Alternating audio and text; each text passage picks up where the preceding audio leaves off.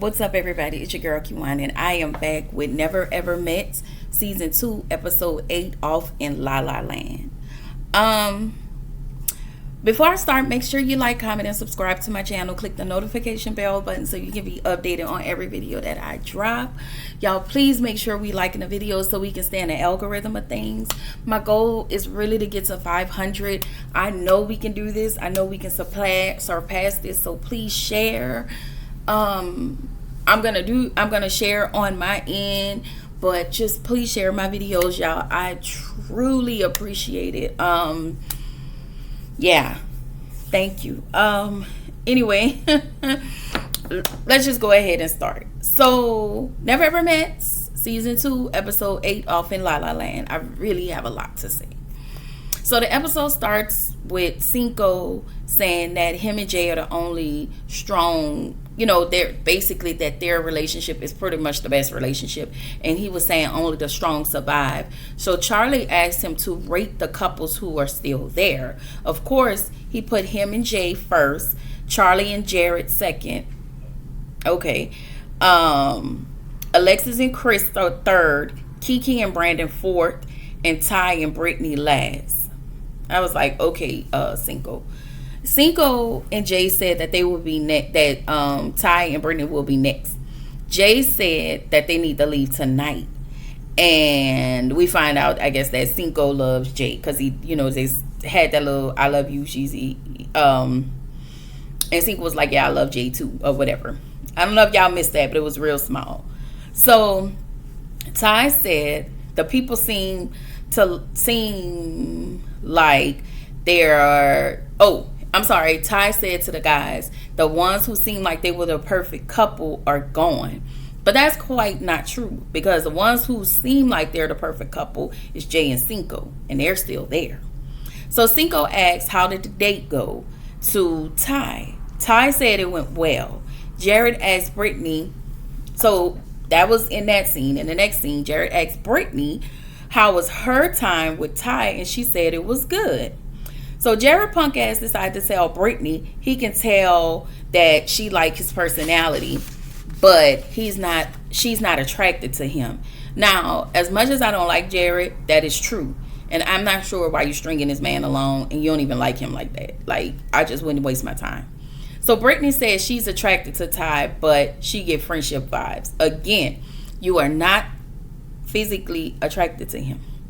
So now Jared wants Ty.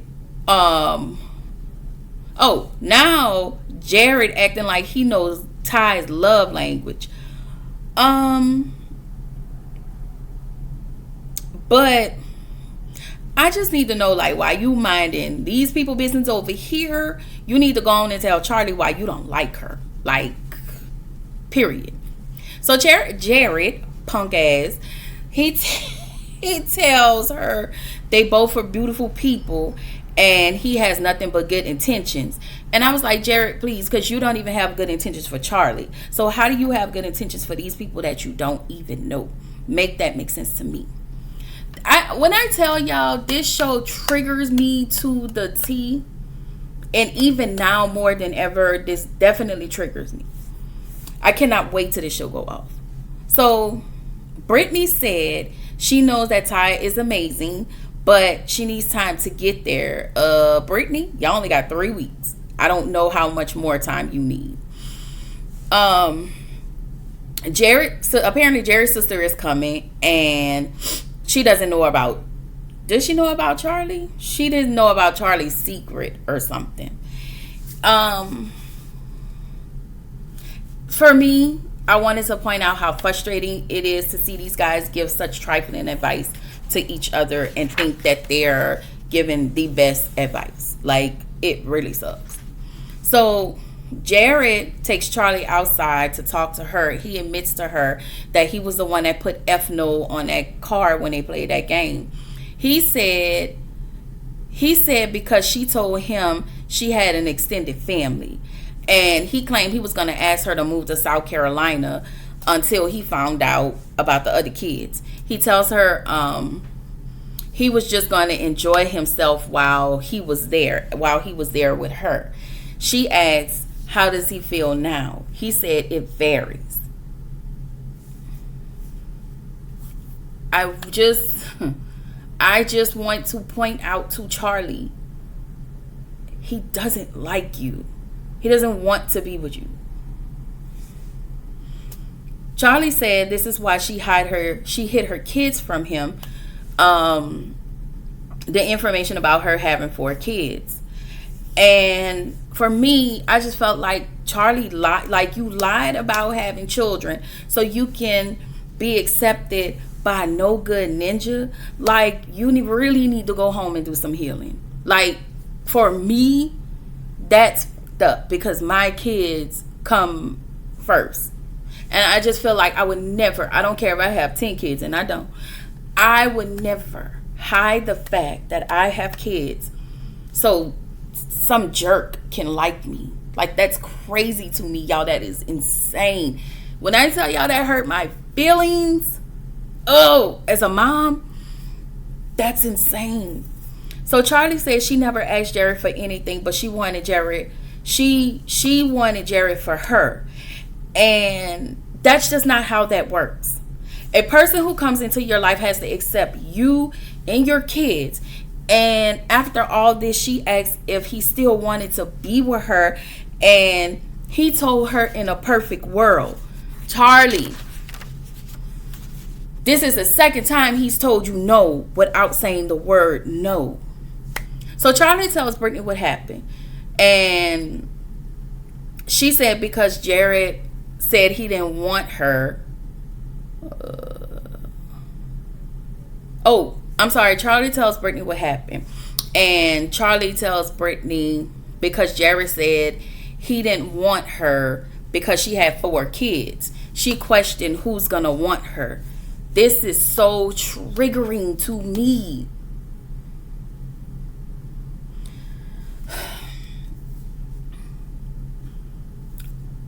This is not me being bitter. But for ladies, I would like y'all to stop putting y'all life into somebody's hands. Like, just stop. Just because he don't want you, he doesn't want it, and what you come with doesn't mean another person won't. And even if they don't, that should be okay. You should be okay with being with you. I just feel like she's giving Jared way too much of her power, and he's dictating her entire existence. Charlie, I just need Charlie at this point to go home, be a mom to her kids, because Jared is one less person that she would have to deal with. The more she realized this, the better her the decision for her to walk away from him will be so much better in the long run. You literally lied to him about having kids. So I didn't know what you thought what would happen when he found out you had 4 kids rather than 2. Like, you already hid 3. You technically hid 3 kids from him. And in the beginning, yeah, I know y'all see episode 1, I was kikiing, hi-hiing, but this here, it's insane. And her reasoning for not telling him is insane. And her, like, most people feel like, oh, they're not gonna want me because I have this many kids. Could y'all please stop? If they don't want you, they don't want you. And that's just what I'm getting mad. It's triggering. That is just what it is. Like, Charlie said she didn't know if he liked her. And I was like, he doesn't, Charlie. He doesn't. He just told you. He told you this. Brittany says he likes her, but he doesn't want to be with her. And he knew all of this initially, and he still decided to sleep with her. And if he can't accept her kids, then he can't accept you. And I really just got to keep saying, like, Charlie, you just need to leave. So Alexis and Chris is meeting with Dr. Allie. Y'all, was Dr. Allie on Family and Fiance? And when is Family and Fiance coming back on? Anyway, so Chris says to Dr. Allie that Alexis can be controlling and he wants her to be more understanding. Alexis admits to being aggressive and she also admits to being dominant and assertive, and that is just a part of her culture. Chris says he don't need a mama. This was triggering once again because nobody tries to be y'all mom, but y'all always talking about how y'all want somebody strong. And when strength comes along with every emotion that a woman has to carry, it's okay for her to be strong when she's carrying your emotions, when she's doing all of the things for you, when she's trying to be there for you. It's okay for her to be strong when it's all about you.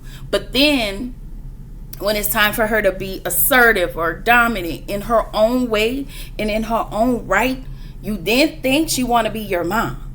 That is insane to me. That is insane to me. It's like you want her to carry all of your emotions with the strength that she have, but then when she says things to you and maybe hold you accountable or anything like that of that matter, or just being who she is in general, you then somehow correlate that to her wanting to be your mother. Nobody wants to be y'all mama. Nobody. Anyway, Dr. Allie asked about the game, about them, that same game. If you left, if you had to leave with your person today, would you leave with them, that particular game? Chris, he went all around the mulberry bush, just answered the question, and he finally admits that he said no. Alexis said she wrote yes. And I would have really felt the way. I really would have felt the way because Chris has been nothing. I know Alexis has been her in her own right, but Chris has been nothing but an asshole to her. He hasn't shown up for her. Anytime she says anything, he gets mad at her. If she tries to, he's withholding anything, whatever he feels, because at the end of the day, he doesn't even like her. And it's like he's trying to make her work hard just to get with him. Like, his only goal for me, it felt like, to be on TV. And I'm going to just keep it all the way a buck. Yeah. And so, in the next scene, Chris, after, I guess they got everything out with Dr. Allie. And so, in the next scene, he telling Kiki to pick a card, so he want to be a magician. Chris, do yourself a favor and disappear, okay? So, Charlie's bestie and Jared's sister arrive. Charlie says that if she wrote down a perfect man, it would be Jared. How? Even after all the stuff you heard him say about you, you heard him say to you how he lied to you as well, because everybody keeps looking at the fact that she lied about 3 kids. Yeah, she was dead ass wrong, but he was just as wrong as lying about his kid. Not only did he lie about his kid, he lied to her about his feelings, and he lied to her about, he lied just so he can screw her. Like, that is wrong. Like, I'm sorry, y'all. And Jared is a Jared is a bitch ass. I'm sorry. Anyway, Jared said, do he really want to take on someone else's children? And that is just the bottom line. And when you heard that initially, you should have just left. But if she had, 1 or 2, he would have wanted her to shift her life. And that bestie said, where are all when Charlie was explaining the situation with Jared, she was like, where are all the exits? I'm with the best friend at this point. And so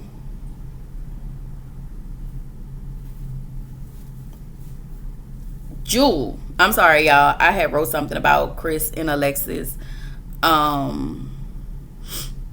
I just wrote a little snippet, like, Chris is annoying because he really don't like Alexis and he won't let it go. And I'm figuring that's the same thing that's happening with Charlie and Jared. Like, y'all just, it's almost like they tell y'all, if you're the last ones to stay, you're gonna get paid. If you leave before that, you don't get paid. Like, that's how it's feeling to me. So Jewel is Charlie's sister. Jules asked Charlie, I'm sorry, not Charlie.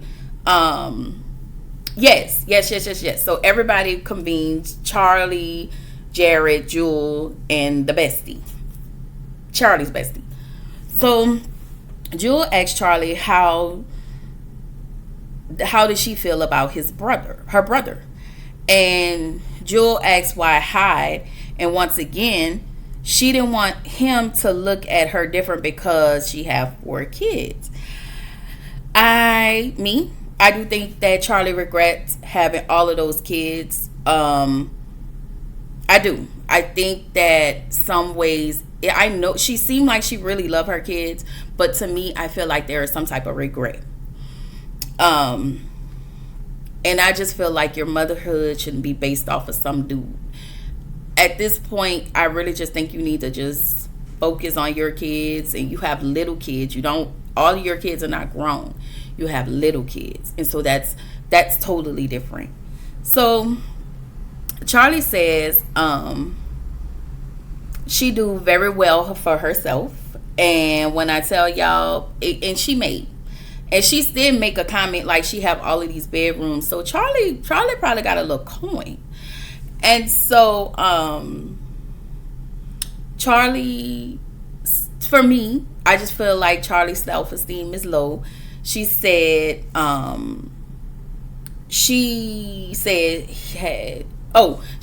she known what his response would have been, then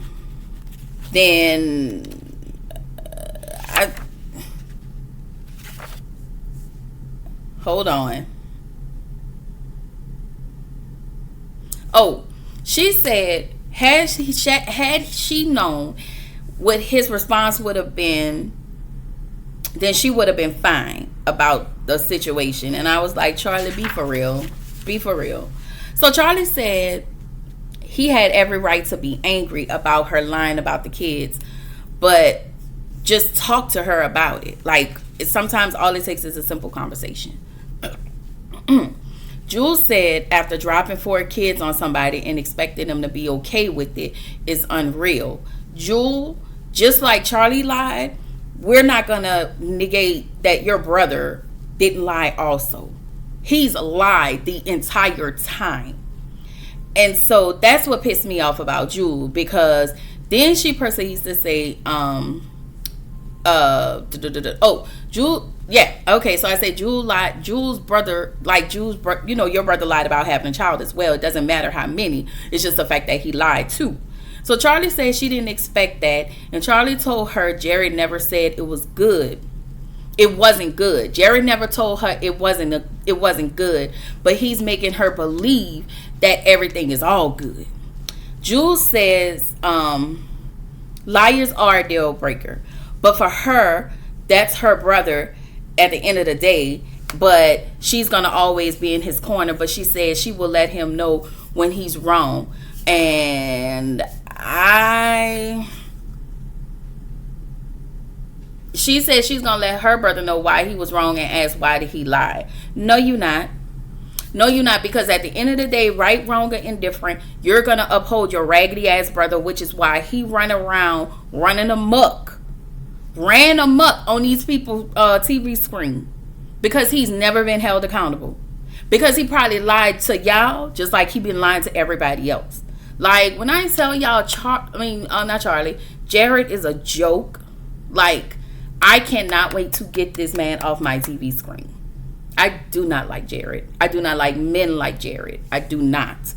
Charlie and Jared apologize to one another, but she still wants to move forward. And again, I say, what all did you invest in Jared? If this was y'all first time sleeping together, you've invested 4 years into him, never meeting anybody else, I bet, because in some ways you felt bad for meeting somebody because you connected yourself electronically to this ninja. And you probably was giving and giving your time, your money, your effort. You was giving all of that to somebody who never proved anything to you. Y'all, when I tell y'all this is triggering, this man told you 3 times, 2 or 3 times at this point, he don't want you. And he's about to tell you again. And at this whole point, as the conversations are going on, you can visibly see the best friend just shaking her head in agreement. And that's what I believe. I believe that she wants to tell her friend, and I wish she would have told her, girl, you need to let this go. You need to let him go. Because he doesn't mean you any good. Anyway, Chris and Alexis go on a boxing date. He's excited because the date was all about him. Once again. And because she made the date about him, and let me say this, I'm glad Chris is happy. I'm gonna say that I'm glad that the date made him happy. And now, after 6 episodes, you're really deciding to show her some affection because she made the date about you, but you never even took her out after that, unless y'all went on an outing that was included with everybody. You mainly pushed her away and made her feel unwanted. Again, triggering. She is who she is. And you are who you are. And I will say this. Alexis did have a heart for him because she finally sat back and realized his story. And he comes from a place where he has always, been around people that were controlling. And so that is a trigger for him. And that is something that she had to consider. So I will say that I would give Chris that. I would give him that because if it's something that's triggering me, and I'm telling you these things are triggering me, and you still decide to annoy my triggers and not validate my feelings and what I have going on, that's a problem, y'all. That's a problem. Again, triggering.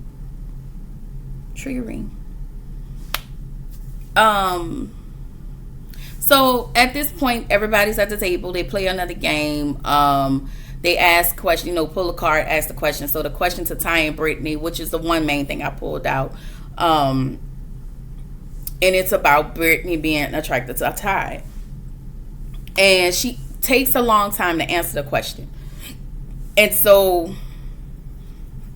she said she didn't want to embarrass him, but you kind of did when you took long to answer the question. And all it could have took is just a fast yes, I am. And then when it was time for him to answer, he immediately said no, and now she's mad. You cannot. Now I'm not even on Brittany's side on this, because you are leading him on, making him think that you have this attraction for him, and you don't. You showed that last week when he took you to his house. Like, I don't understand that. I don't understand that. And Jay, this is not the first time. Jay has a big issue with Brittany. And I want to say it was mainly about her being flirty with the other men. And I just kind of feel like if you're on here supposed to be here for him, why are you flirting with these other people's person? That's not okay either. You need to pack it up. You and him need to pack it up and go home and cut y'all internet short. A lot of y'all really need to cut the Ethernet cord, because y'all are really getting on my nerves. This is where the episode ended, and next week we're gonna really find out why Jay don't really see it for Brittany. And again, it has a lot to do with her apparently flirting with all the other men. I hope production is able to show that. We need to see that. Once again, this show has definitely triggered me in so many ways. But yeah.